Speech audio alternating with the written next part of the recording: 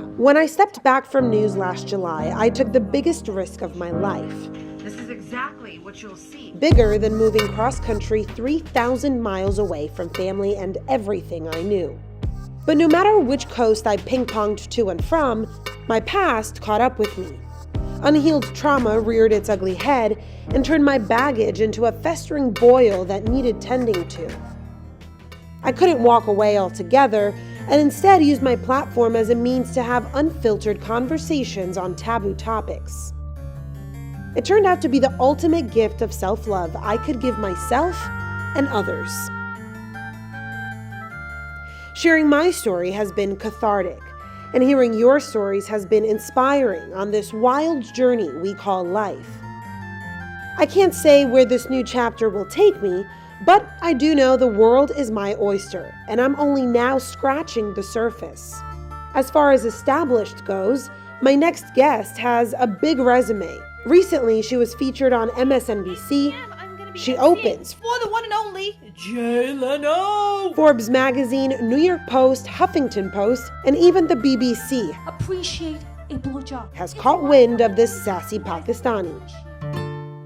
But no matter how extensive the list of features is, they actually have this skin bleaching cream. It's called Fair and Lovely.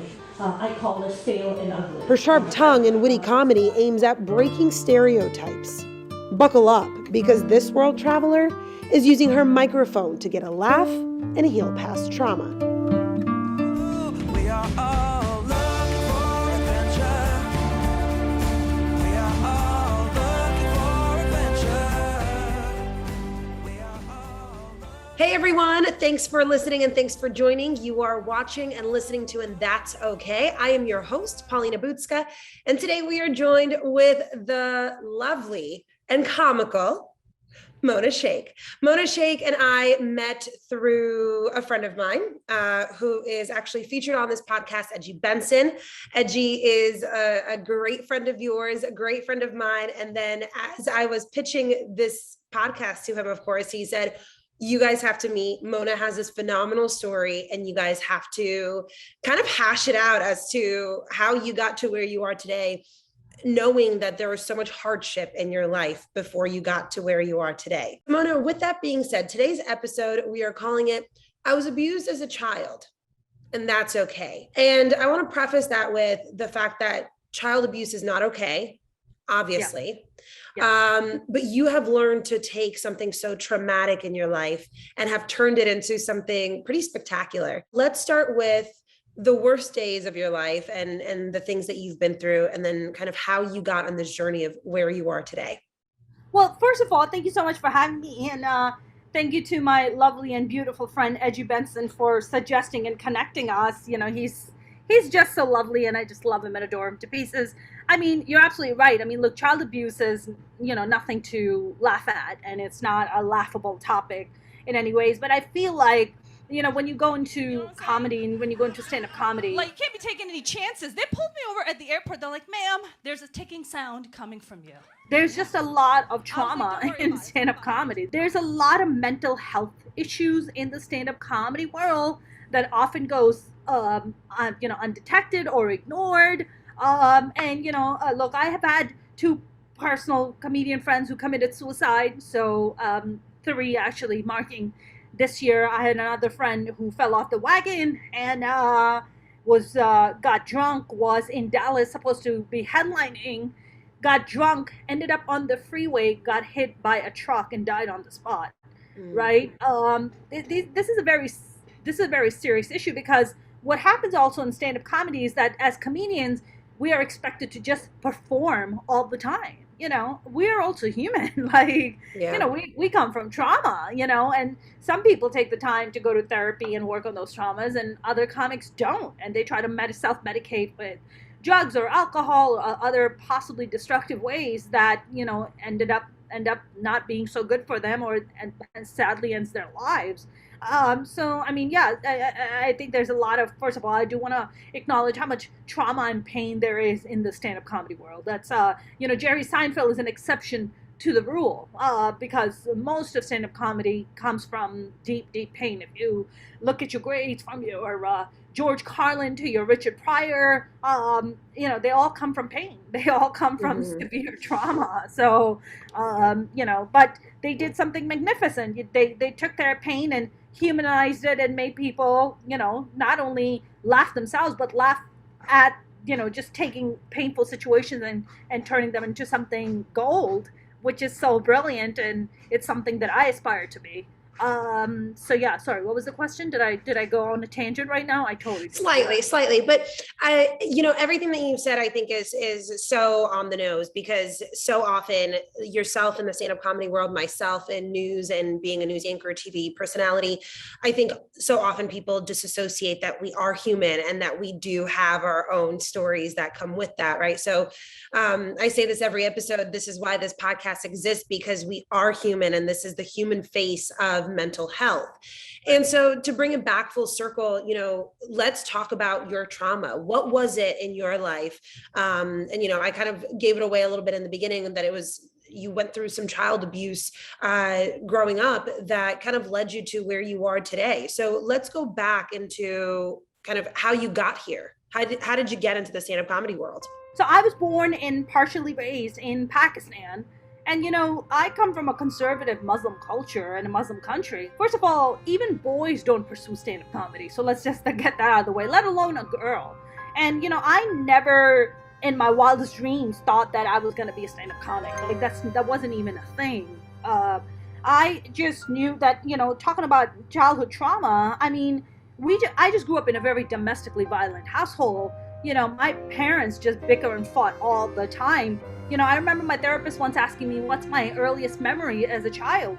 And I told him that I must have been about 5 years old. And I remember my dad grabbing my mom by her hair and bashing it in the wall. That's my first memory as a child. So I think I always just kind of grew up with this sense of insecurity, the sense of unsafeness, that home was never a safe place. Which I think, as children, you don't have the language to say it. It's not until you become an adult, you're like, oh, that's what that was. Oh, that's that. Oh, I didn't have because as children, you don't have the language or the ability to articulate what is it that you're feeling, especially when you grow up in a house where nobody's talking, right? When nobody's talking, I bet nobody's going to know what the fuck you're feeling because you're not talking about it, right? Adults are not talking about it. You're not talking about it.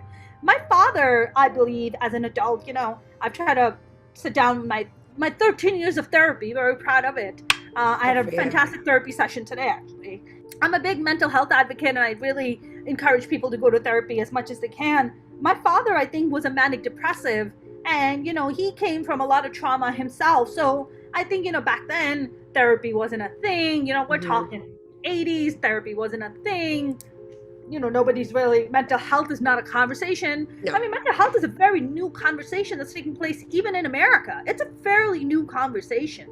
So I think my father just had a lot of unresolved issues and a lot of unresolved trauma, and he took it out on his wife and he took it out on his kids.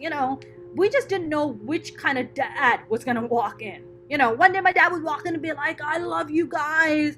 You're my world. And he'd be kissing my mom and kissing us. And the next day walk in and just fucking break every piece of furniture, beat the fuck out of his kids, and we just don't even know. So we never knew which dad was gonna walk in. We just didn't know. My father would have these tantrums at times where he would lock us out of the house so we would sleep on the sidewalk.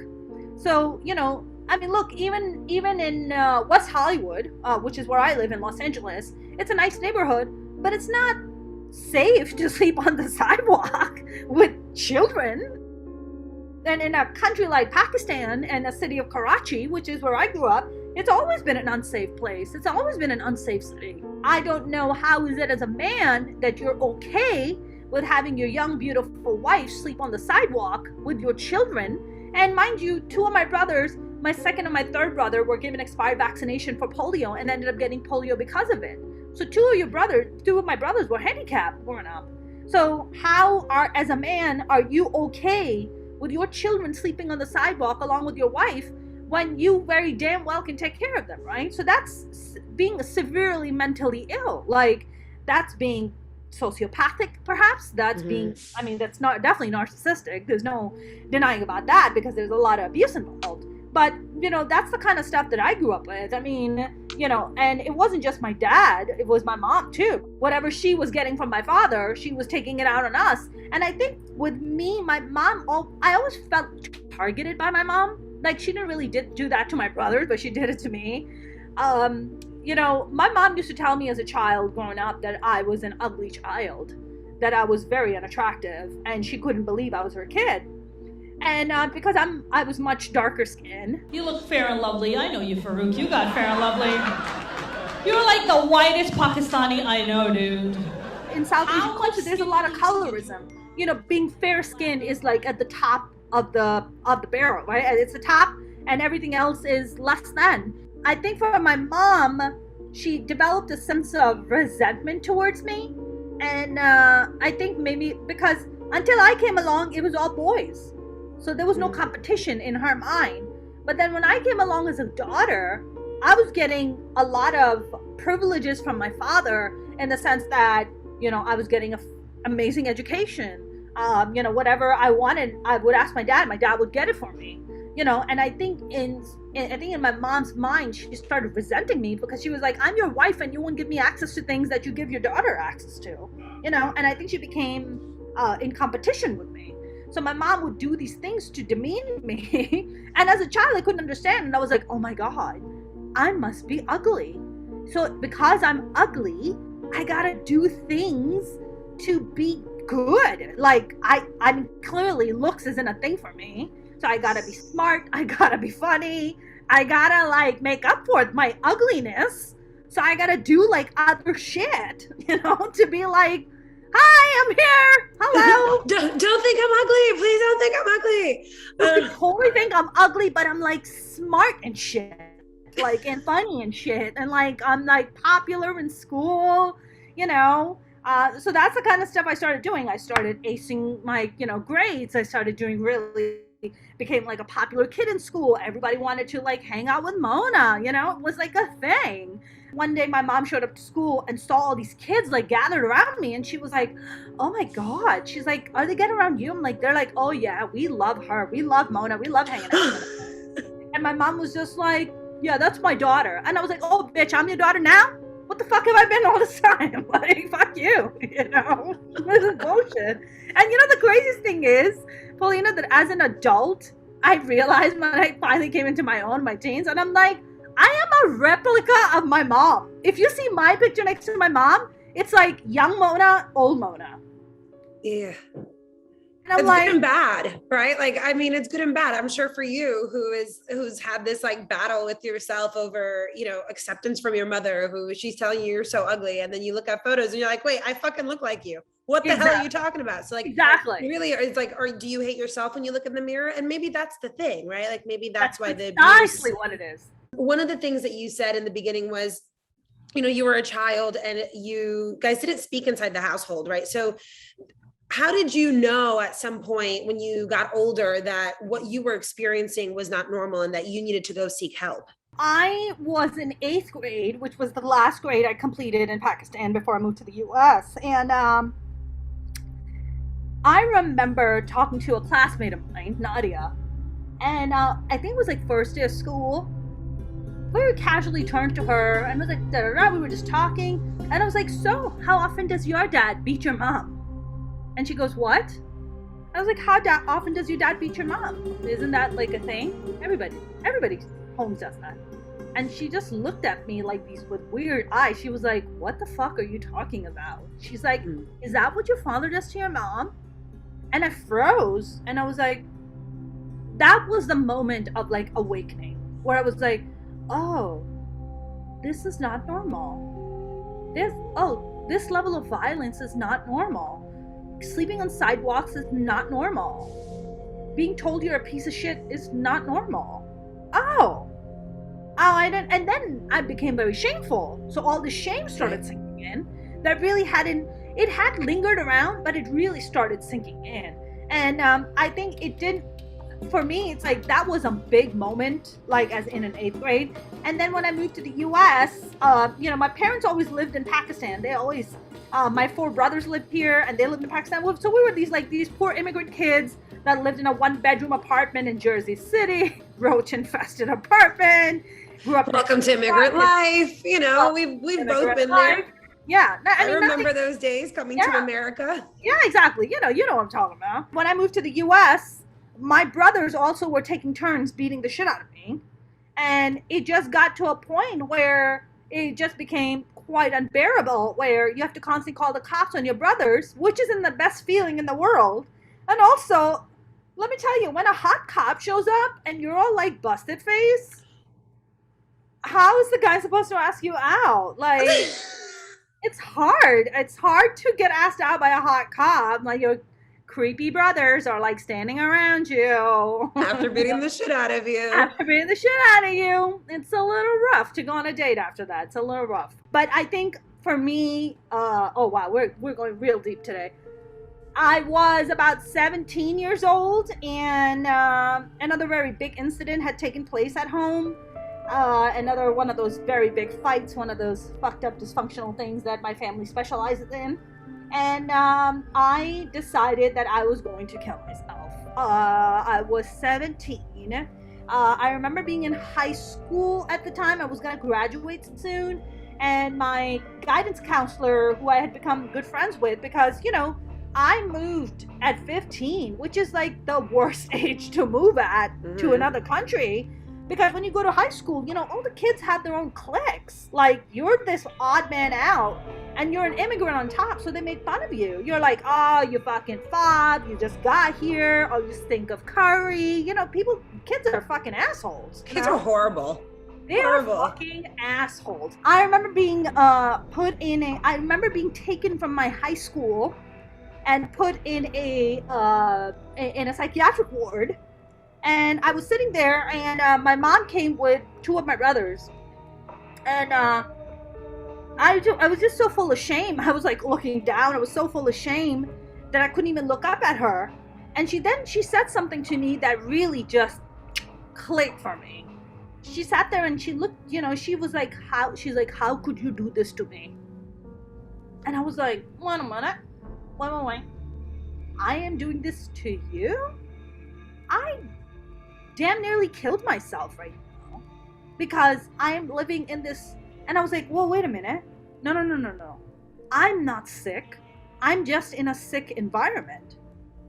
I'm just around sick people who have not found a way to heal themselves. So they keep perpetuating this life of toxicity that I don't need to be a part of. So I have to get myself out. So I'm not sick. I'm just in a sick environment. And that's what I need to do. And I just kind of made a pact with myself that day that I was going to get myself out. You have to understand, I've only been in the country 2 years, right? Coming into third year, not knowing how trains are really ran or the bus schedule or really anything about banks or getting a job, making a resume. Know nothing about that.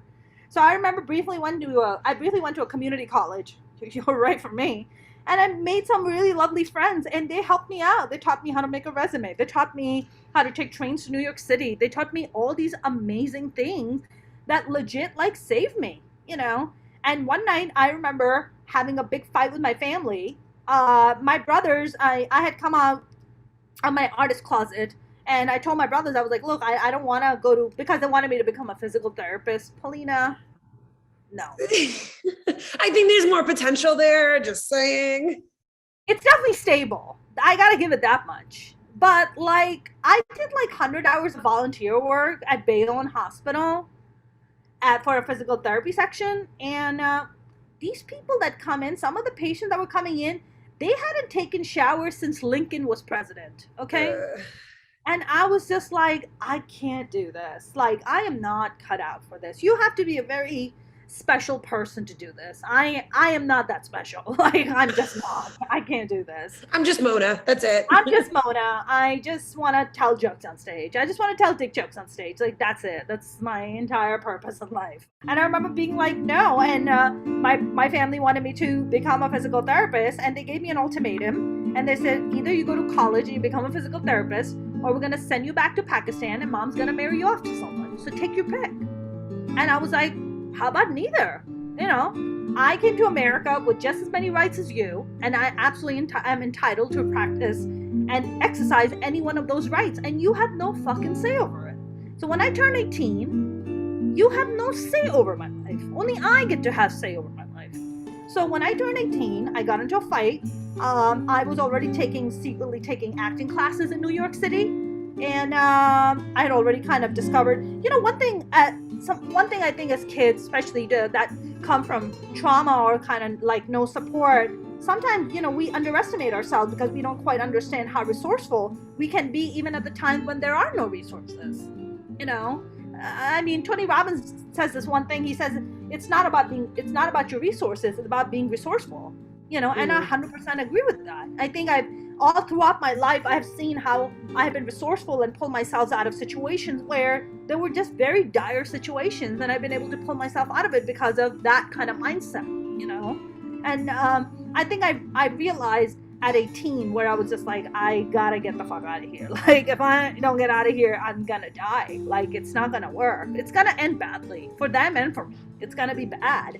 Mona, I think you were lucky because for whatever reason, you had that inside of you also, that fight and that grit to just say, there's got to be fucking more to life than the shit that I'm dealing with, And so often, kids that grow up in abused households, they don't have that, right? They don't have that moment of, I'm going to break a cycle and I'm going to get out of this household. Usually let me put it this way. They want to get out of the household, but they don't realize the damage that household has left in them. You go back into that hospital room where your mom gave you that realization of like, if this is about you, are you fucking kidding me? Like, I almost took my own life. Like, can you still not see that what you're doing is killing me? And let's talk about that because, the statistics are real around child suicide for abused victims. And so you almost became that statistic, what was it past that moment of like that light bulb moment that said to you, not only do I never want to be in this situation again, but I know that I need help after this? I didn't know about the help part until I was married many years later. I think I was probably about 25, 26 when therapy came into my life, and thank God for it. But I think in that moment when I was in that lovely psychiatric ward, I don't know what it was. I really don't know, Paulina. I just know that I had an epiphany. And I listened to my gut. A lot of times people think that your gut is like this thing that screams loudly. And it's not. It's like whispers. They're like whispers. They're like this kind of a passing thing where it's like you're just like, this is happening because X, Y, and Z. And I feel like paying attention to your thoughts and paying attention to that voice inside of you is often undermined, and it's often neglected. That's why meditation is so big, because that's what you're doing. You're really sitting with yourself. I'm a big advocate of meditation. I mean, same. I feel the difference when I don't do it, and I feel the difference when I do it. It's a world of difference of who I am and how my thought process is. So I think in that moment, I must have been in a moment of some strange meditation where I listened to myself, where I was like, oh, this isn't about me. This is about you and you being sick. That you haven't found a way of healing yourself. So you keep perpetuating this toxicity in yourself and in the environment. And I just don't need to be a part of it. I don't need to be a part of it.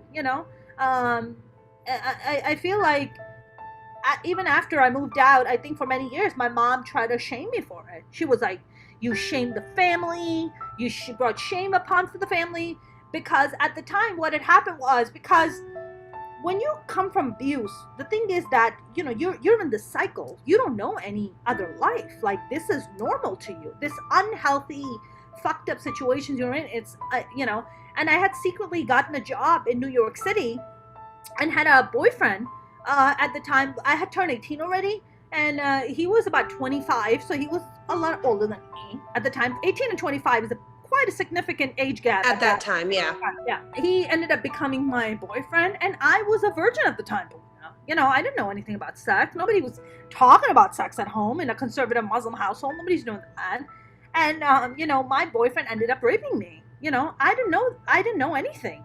I ended up getting pregnant. I had to get an abortion. It was a whole thing. It was a whole thing, and I had to hide all these things because there was just so much shame attached to all of it, right? It was so much shame, like, oh my God, like, I'm bringing this disgrace upon my family, like shame upon my family.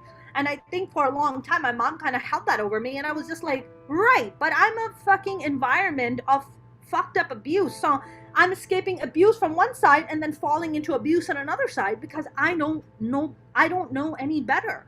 Right? This is your normal. This is the only normal that you've ever created and ever have seen. Right. I mean, I don't know what healthy is. I don't fucking know. Right? To me, that's normal. That's familiar. So cool. We just do that. At what point in your life, I should say, did you realize that, you've been through this horrific thing of this rape where, like you said, you're repeating a cycle. You weren't even aware that, this was not normal. At what point did you say there has to be a better normal? And at what point did you start living a better normal? Oh, well, life got even more interesting because my acting coach ended up becoming my husband. So I was 18 years old and he was 65, and he was totally normal with that. Yeah, he was totally, I mean, that if you look back on it, that's like pedophilic and shit. It's fucking pedophilic. Like, it's gross. But when you really have no options, you're new to the country, you're only 3 years into the country, you don't fucking know nothing, you're coming from fucked up ass, abusive ass family, what options do you have? He was the first man who stood up for me. He was the first man who was just like, I'll protect you. I'll take care of you. So it makes sense. It's like, why not? You're the only person standing up for me. Nobody else is doing it.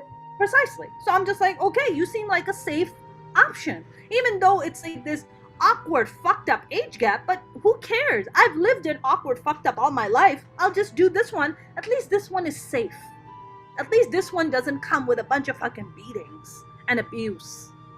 I'll take this. So I just sometimes feel like I've lived so many lives because, just all this kind of different phases of my life have experienced like different level of traumas, And listen, being married to a 65-year-old, not fun. That is not fun. Yeah. I've been with older men. It's definitely, it's got its perks and minuses. So. Yeah, I mean, the minus definitely, you see their balls swim in the toilet and you're like, oh, those are some old balls. But, okay. No. Old balls, we're going to get away from those. Get away from old balls. Oh, God. Yeah, no fun. Especially when they take their dentures out in front of you for the first time. You're like, oh, shit, you have dentures? I didn't know that. Those things fall out. What? Yeah, or they're like trying to make out with you and the denture comes out and they have to go put the glue back in to put it back in so they can make out with you. Yeah, that's fun. Too dark? Is that too dark for you? We're good. I'm throwing a lot of shit at you, aren't I, Polina? You didn't sign up for it, did you?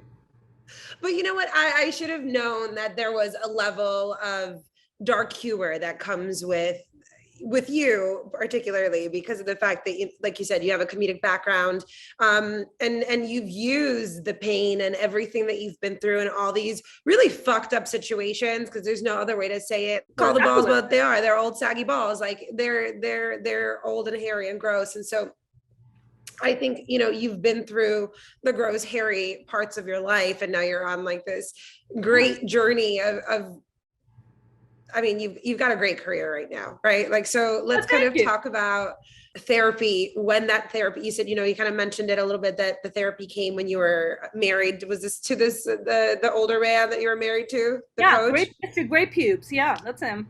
Okay. So you started going to therapy when you were with him. In 2005, my father was visiting me and my brothers. And long story short, my dad and I had a full-blown confrontation, and I confronted him about all the abuse he had put me through, he had put my mom through, and the family through. And my father literally had a fucking breakdown. Like, he couldn't process it. Like, he regressed back to being like an 8-year-old in front of me. And a month after us making peace, my father passed away. So after that, my ex-husband, as nice as he was in the beginning, he started getting insecure, started getting very verbally abusive, started getting emotionally abusive, wouldn't let me go to auditions, wouldn't let me train with other, coaches and stuff like that. And he just became very, very controlling, and also very verbally, emotionally demeaning, And I realized that when my father died, something inside me said, it's time for you to go. It's time for you to go. The man you had to make peace with, you made peace with. You don't have to be here anymore. That father figure you were looking for to protect you, it's over. You made peace. You can protect yourself just fine. You're fine. So I wanted to get away from my ex-husband because it just got worse and worse. He, would just constantly demean me and constantly fight with me and constantly bicker and constantly put me down. And one day I was just having a fucking breakdown. I was just having a nervous breakdown. This is way before comedy. I used to work on the trading floor in New York City. And I started off as an assistant. I worked my way up to be an analyst. And I was just having a breakdown. And I said, I've heard of people going to therapy and it might help me. And I didn't have a lot of friends to talk to at the time. So I was like, let me find a therapist. And I got lucky and I found this lovely, amazing therapist. And he was an older gentleman. And I sat down with him and I started telling him about my life and started telling him about my current relationship. And he goes, he's the first person who ever broke down the chain of trauma and chain of violence to me. And no one had ever explained that to me. And he's like, and he showed me my entire pattern of how I live my life and what I have and why do I do what I do. And it blew my mind. And I was like, holy shit, all of this makes so much sense, So that man single-handedly saved my life. So shout out to that amazing therapist whose name I can't remember because I'm getting old. And a lot of But he saved your life. So we are happy that he did that. Yeah, and he's and smoking a lot of weed. So that is also making me not remember his name. But and they're done that. He told me, he was like, it's time for you to go. You don't need to be in this relationship. And, he helped me really get organized and stuff. And I moved out. We ended up getting divorced, And something magical happened because I had never been on my own before. So it was a really rough time. It was a rough time, to be alone and not know anyone and not have friends. And, because all my friends were his friends. So when we got divorced, they decided with him. They didn't want to side with me. So I didn't know anyone. And I literally built my life from scratch. So I would stay up crying at night and cheer myself up. I would watch stand-up comedy. That's what I would do. I would watch stand-up comedy, and it saved my life. And many years later, after that, I started, pursuing stage, acting, and I was an actor for a while, and I did, stage acting in New York, and was going for commercials and TV and shit like that. And long story short, ended up meeting a manager who said, hey, you should move out to Los Angeles. That would be a better option for you. And I moved out to LA about 10, 11 years ago. And, I've just been here ever since. But stand-up comedy, how I fell into stand-up is my amazing acting coach, Anthony Apeson, God bless him. He's alive and kicking and just amazing. He's the same acting coach for Jennifer Aniston and Ellen Pompeo. And Ian Somerhalder, he's discovered a really big talent. He's wonderful. And he pulled me on the side one day and he was like, do you know that you're funny? And I was like, what? I was like, no, you don't understand. I want to be a dramatic actress. I could be so dramatic. Do you not see me? What? So dramatic right now. Could you just what? And he was like, no, you can still do that. But he's like, comedic people can do drama. Drama people can't always do comedy. And I was like, oh, that's interesting. And then my mom was actually visiting me, strangely enough.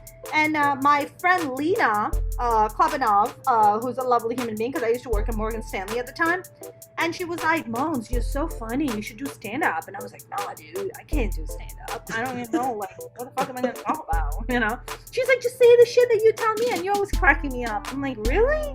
She's like, yeah, it's stand-up comedy, just do it. I'm like, okay. Never me. I don't know if I can do this. And I got asked to come watch a show with my buddy Cyril, who I love him to pieces. He's my baby brother to this day. I've known him for gajillions of years. And he brought me to a comedy show. And the very first comedy show I saw, apparently, he told me this recently, that I turned to him when we were watching the comedy show and I said, I can do that. So you don't even remember saying that? I don't even remember saying that. And Must have been all the weed. Must have been all the, oh, I didn't even smoke weed back then. I wish I did. Weed is a recent phenomenon. And then not long after that, I wrote out like a 2-3 minute bit. I took my mom to my first open mic. How fucking lunatic is that? That's ridiculous. Don't do it, people. Are you listening? If you ever want to do stand, do not take your mother to your first fucking open mic. What are you, stupid? I am. I was apparently stupid.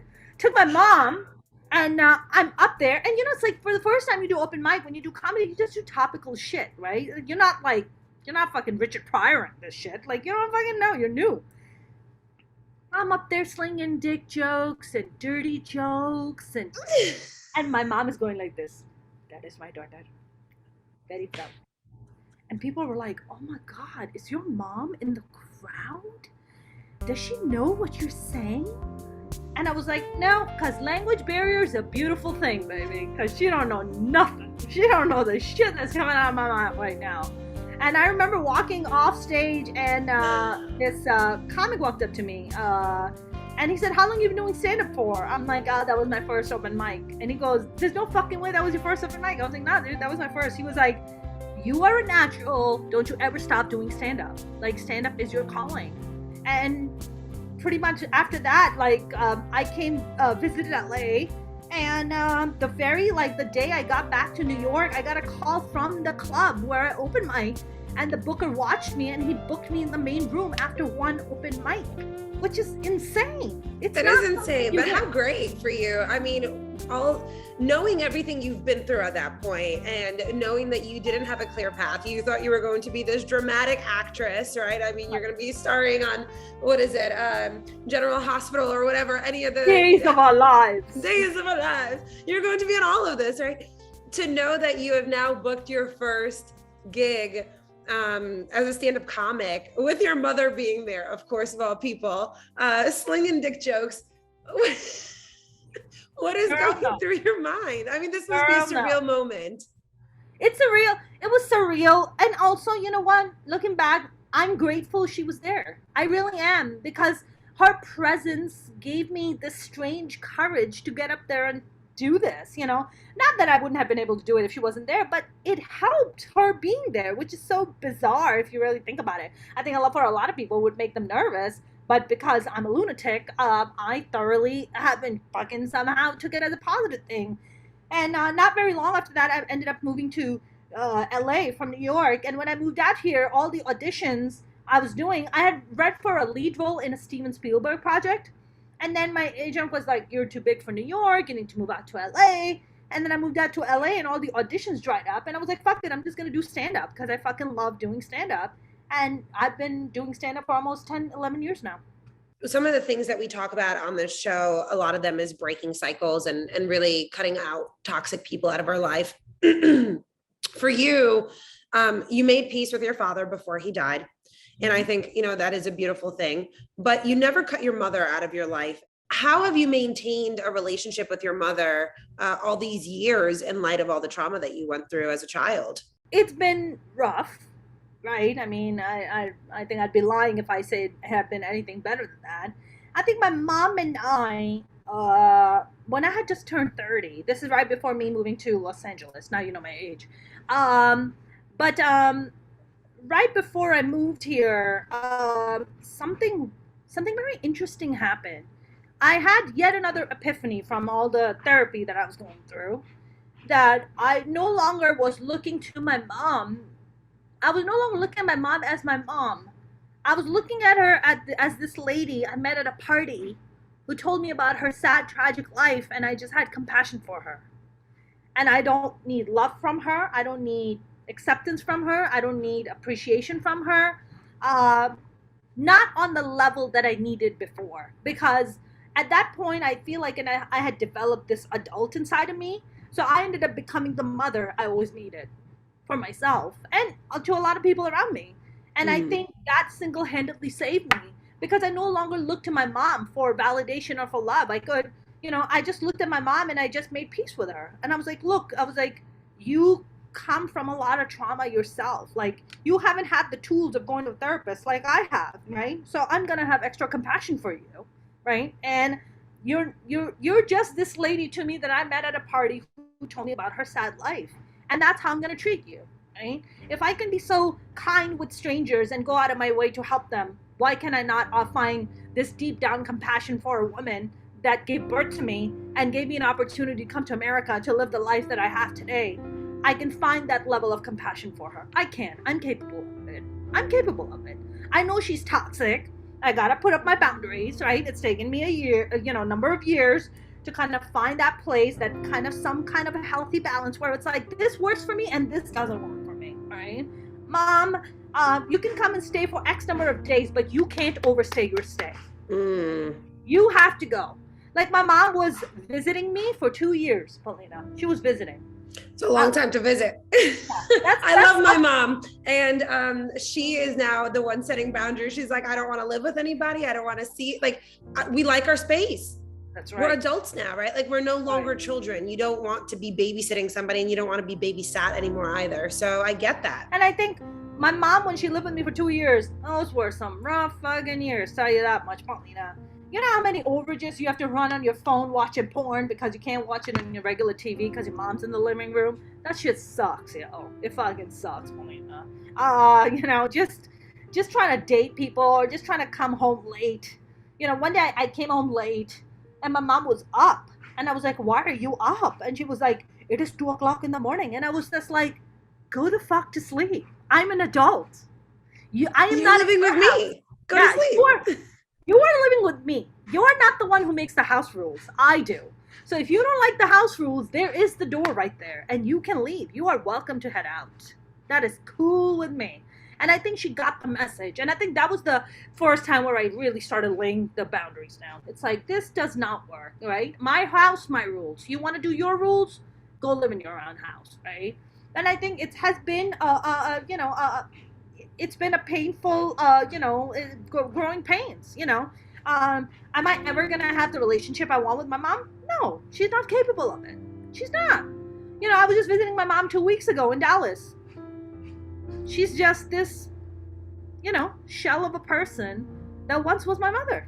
That's who she is, right? And I just gotta love her for that, right? That's just who she is, right?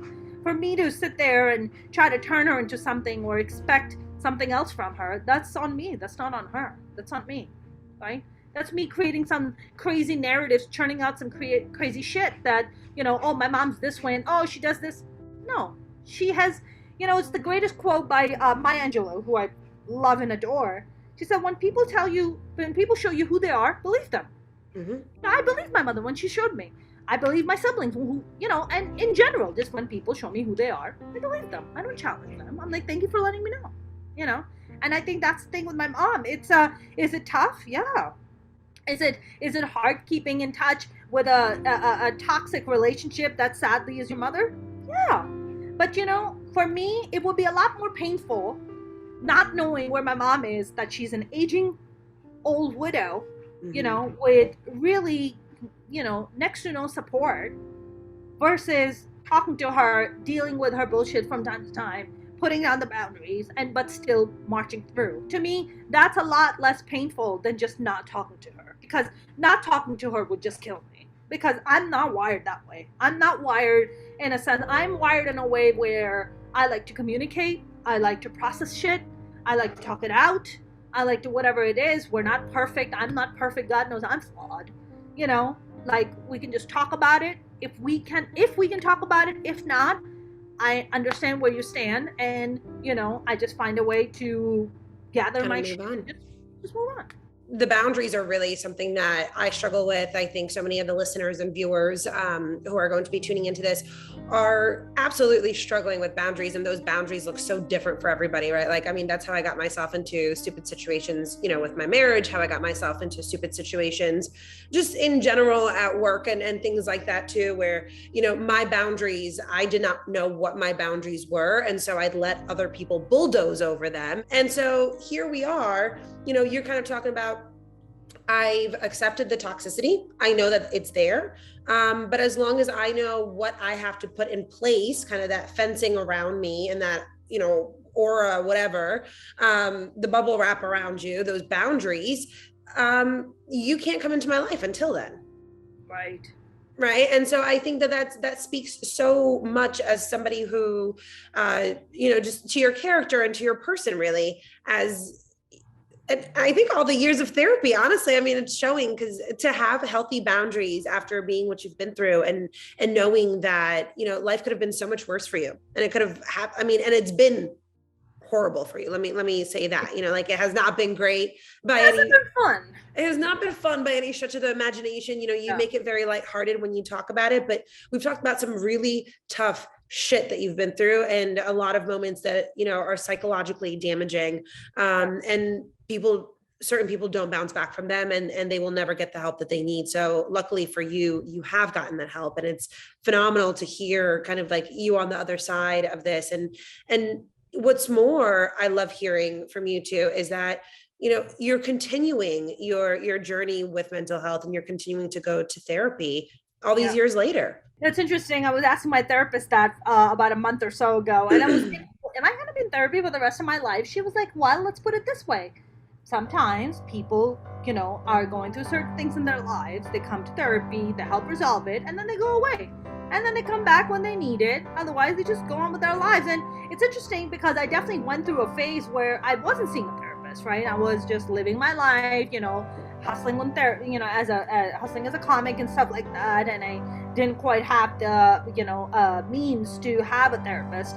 But, thank God now that I got back into therapy, and, it's been quite wonderful. So I think it's just an ongoing thing. I think people who come from, unsafe homes, or come from trauma, or come from abuse, I think for us, it's a lifetime of processing. I think it's a lifetime of healing journey for people like us, I think one of the greatest things therapy has done for me is that I don't feel like a freak most of the time, like I used to. I never felt like I belonged anywhere. I went to Pakistan. I didn't feel like I was Pakistani enough. I came to America, and I was just like, I'm not American enough, right? I'm an immigrant. You sit down among your, Pakistani Muslim friends, and you're like, I'm not that religious, so it doesn't really apply to me, And then so you really got to ask yourself, who am I, and where do I belong? And I think a lot of immigrant kids go through this, where they go through an identity crisis, where they're like, where do I belong? What really is my identity?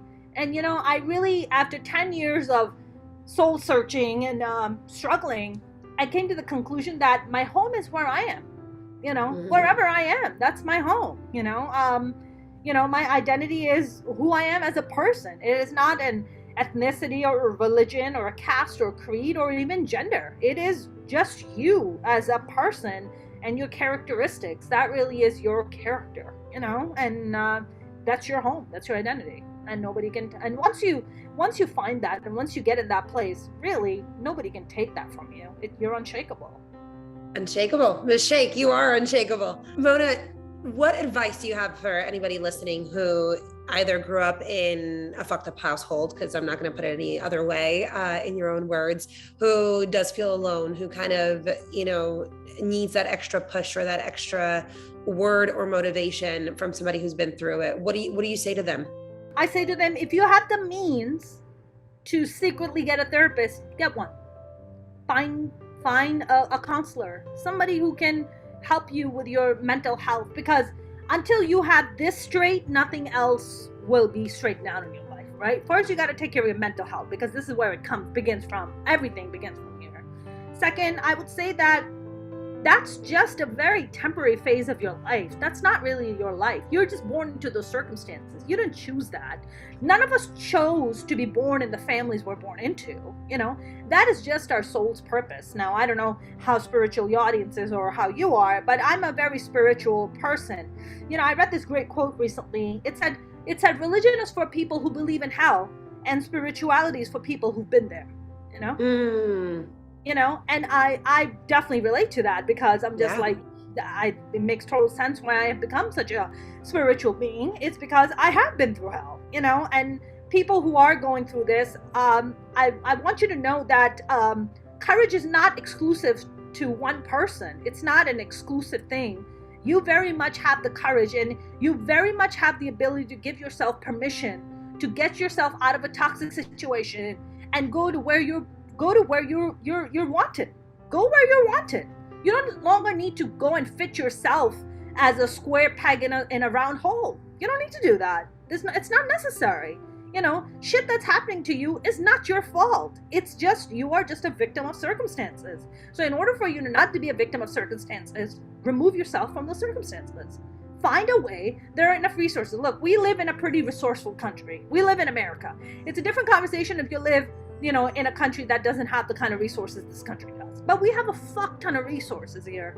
There's Medicaid, there's Medicaid, there's whatever, Medi-Cal, or, whatever help you can get. There's NGOs, there's different services, there's you can call them up and be like, I need help. Can you connect me to an NGO who can help me out? There are plenty of resources, but I feel like it's not even so much about, I think a lot of people who come from abuse, they get lost in the fact that they don't know how to access it, is that they don't want to give themselves permission.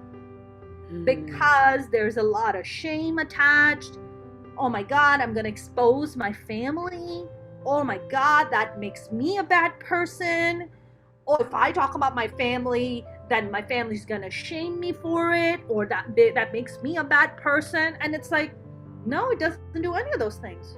You're actually just putting up boundaries, protecting yourself, and getting yourself out of a fucked up situation so you can live the life that God has intended for you. That's all. We spoke about this when I approached you about this topic. I said to you, I did not grow up in an abusive household. I don't know what abuse feels like or looks like in the household growing up. God bless, Paulina. And I'm, what is it? I said, God bless. I'm glad. Honestly, I think, I'm very lucky in that sense. All the trauma and the abuse that I experienced happened after 21, so the last 10 years of my life have been very traumatic and very much full of different kinds of traumas and abuses. And so hence why we are here talking about this. But, I think for me, there was a moment of, I knew that certain parts of my life were, when certain abuses would happen or certain things would pop up, I would be like, I know that there is a healthier way to do this, and for people who like yourself grew up and, you kind of mentioned this a little bit too, growing up in a household that's not stable and growing up and seeing that, and you think that this is normal, how do you break that cycle, right? Like, how do you go back and say, you said there's that shame, but past the shame, I think there has to also be a realization, that realization that you had in the hospital, that realization that you had in 8th grade talking to that friend, right? Like, those were pivotal moments in your life where you were just like, wow, what I'm going through is not fucking normal. Some kids don't get that, right? And then they kind of keep going, and then that cycle continues where they either become the abuser later or they continue to be abused. Ultimately, it all starts from you, right? It's all you. You have to eventually, I think there are enough, when you start going out in the world, when you come from abuse, when you start going out into the world, there's no way in hell that you cannot notice how different, and when you talk to other people, how different their upbringing is than yours, and I'm sure that the folks that have experienced it or are experiencing it, and I don't want to speak on behalf of people, but you do begin to realize, like, hey, this is different. Like, not everybody grows up with this kind of bullshit that I'm growing up with. Oh, okay, so this is not normal. So let's start with that. That's the baseline. The baseline is where I am at is not normal. What part of that is not normal? How fucked up is it? Look, people keep talking about normal, really, and I've used that word too, but there is no such thing as normal. There is such thing as healthy, but there is no such thing as normal, right? Normal would be different things to different. I mean, abuse to me was normal for a very long time, right? That's normal, right? So it's all relevant, but healthy is a different conversation, right? Healthy is having loving people, having people who support you, give you words of affirmation, love you, to hold you close, to have your back, take care of you, you take care of them, vice versa, right? Being in an amazing, healthy, thriving environment. That's a different conversation. I feel like when you do start going out to the world and when you notice these differences, act on those differences. Find a way to go get help. Find a way to find a counselor, a therapist. Even if you're religious, go to your religious, head, like whether it be a priest or whoever, and talk to them. And who knows, maybe they'll recommend you to a therapist. But I always recommend 100% therapy. I think, and it really boils down to you. I mean, you have to be willing to accept the fact that you're in a fucked up situation, and how the fuck are you going to get out of it? I personally don't think, like, look, I have siblings. I have one of my brothers, and I've talked to him about going to therapy for years. He doesn't want to go. I can't make him. I know he has a lot of unresolved trauma. I know, because we grew up in the same fucking household, right? But he refuses to go to therapy because whatever his fears are, he refuses to go. I can't make him. So I think ultimately it boils down to you. Do you want to better your life, or do you want to live in this fucked up weird cycle where you keep doing the same shit over and over again, keep getting the same fucked up results, and then you say to yourself, why the fuck am I still here? Well, because you haven't cracked the code. You haven't cracked the code of the fucked upness that you grew up in. You got to go crack that code first. You want to get out of that cycle? You got to break that fucking code, And some people choose to just live in it for the rest of their lives, and that's fine if that's the choice you've made, right? But there are other people like myself who are just like, this isn't enough for me. This toxicity, this fucked upness isn't enough for me. I need more. I deserve more. I have more to offer this world than this fucked up ass shit, I remember somebody once telling me, asking me, they're like, what would have happened if you had went back to Pakistan and been married off? And I said, I probably would have committed suicide. I mean, even before I would ever, get pregnant or anything, I would have probably just killed myself. Because I knew that I was meant for bigger things, And I knew that possibly in an environment like that, I would never be supported for my dreams. I would never be supported, And, I'm one of the lucky ones. I really am, Paulina. Even with all my bullshit and all my trauma, I really am one of the lucky ones that somehow, with the greatness of God, the God bestowed its kindness upon me and put me in the path of some amazing people who helped me pull out of my toxic situations to get on the journey and the path I am today. So it's not all me, but it starts from me. It starts from you, right?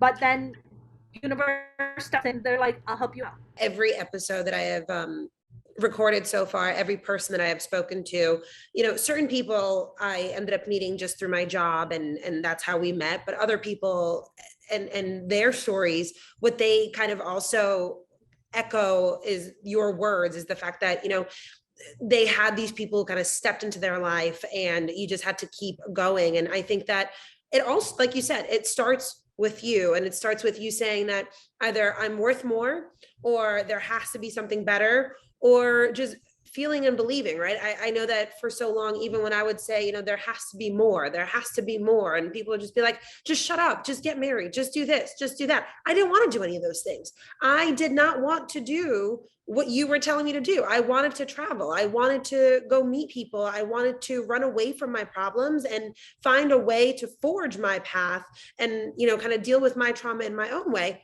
Listen, that trauma came back around and hit me in the ass a couple of times, right? Like my own unresolved shit hit me over the head many, many times until I finally fucking learned.